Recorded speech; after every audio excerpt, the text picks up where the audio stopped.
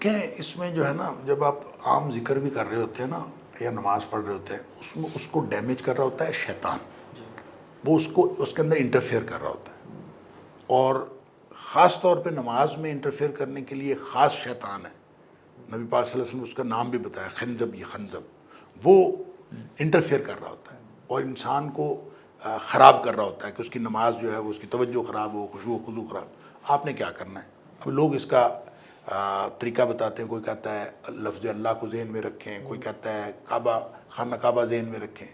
بھئی یہ درست نہیں ہے. قرآن نے ایک بڑا زبردست علاج بتایا ہے کہ اگر کبھی بھی شیطان آپ کو کوئی کچوکا لگاتا ہے تو فاستعذ باللہ من الشیطان الرجیم، تو آپ اعوذ باللہ من الشیطان الرجیم. آپ نے اللہ کی سے پناہ مانگنی ہے، اللہ سے یہ مدد مانگنی ہے، وگرنہ آپ تو کسی بھی طرح آپ کی حفاظت ہو نہیں سکتی.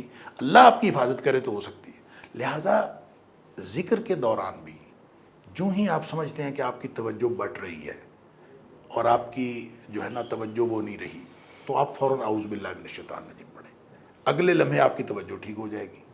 اور اسی طرح نماز کے اندر جو ہی آپ سمجھتے ہیں کہ آپ کی توجہ بڑھ رہی ہے، آپ کی لذت نہیں رہی، آپ کا خشوع خضوع نہیں رہا، اللہ کے ساتھ رابطہ نہیں رہا، اعوذ باللہ من الشیطان الرجیم پڑھیں. اور اعوذ باللہ من الشیطان الرجیم پڑھنا نماز کے اندر منع نہیں ہے. لوگ سمجھتے ہیں شاید یہ منع ہے. یہ منع نہیں ہے. نماز کے دوران جب شیطان آپ کے اوپر حملہ آور ہوتا ہے، سوچیں ادھر ادھر بھٹکتی ہیں، تو فوراً اعوذ باللہ من الشیطان الرجیم پڑھیں اور دل کی طرف 3 دفعہ دھتکار دیں ایسے. بس بعض اوقات یہ چہرہ بھی یوں کرنے کی ضرورت نہیں پڑتی. آپ کھڑے ہیں اعوذ باللہ من الشیطان، بس الحمدللہ رب العالمین پڑھا، آپ کی سوچ ادھر ادھر بھٹکی، آپ نے اعوذ پڑھا، پھر واپس آ گئے، چل پڑے، پھر آپ نے سمجھتے مالک یوم الدین پڑھ کے آپ کی سوچ پھر بھٹکی، پھر اعوذ پڑھے. جب یوں آپ پڑھتے جائیں گے تو ہو سکتا ہے کہ پہلی دفعہ آپ کو اپنی نماز واپس لانے کے لیے آپ کو 100 دفعہ اعوذ پڑھنا پڑے، 20 دفعہ پڑھنا پڑے، لیکن with the passage of time کم ہوتا جائے گا.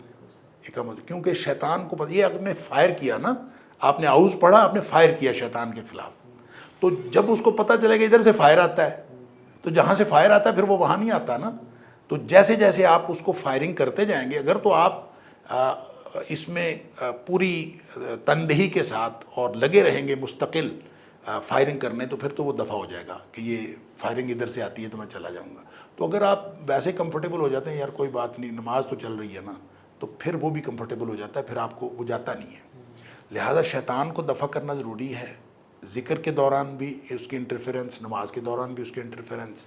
اور اس کا طریقہ یہی ہے کہ آپ اللہ کے سامنے اپنے آپ کو پیش کر دیں، اعوذ باللہ من الشیطان الرجیم، یا اللہ میں نہیں بچ سکتا، تو مجھے اس سے بچا. تو یہ شیطان مجھے خراب کر رہا ہے، تو یا اللہ تو مجھے اس سے بچا. تو یہ اس طرح ذہن میں سوچ کے آپ نے اعوذ پڑھنا ہے، تو پھر انشاءاللہ اللہ تعالیٰ بچاتا ہے. مسئلہ تو صرف اللہ کے سپرد اپنے آپ کو کرنے کا ہے. آپ نے اللہ کے سپرد کر کے یہ کہہ دیا تو انشاءاللہ اللہ تعالیٰ بچا لے گا. وگرنہ کیسے ہے، انسان بچ نہیں سکتا. خود آپ کہیں میں یوں کر لوں گا، میں یوں کر لوں گا، میں ایسے خشوع خضوع واپس لے آؤں، کبھی بھی نہیں آتا.